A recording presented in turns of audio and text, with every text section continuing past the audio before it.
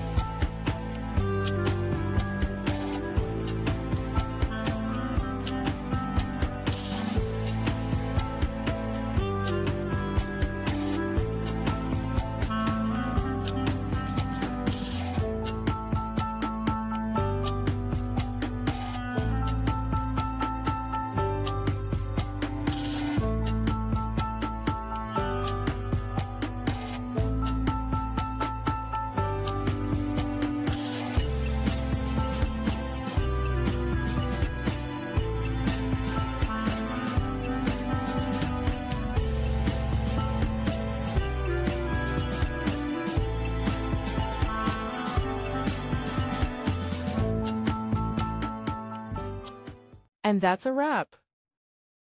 I hope you found the answer you were looking for. If you did, take a second to hit that subscribe button. It really helps out. And let me know in the comments which solution worked best for you. See you next time in the debug zone.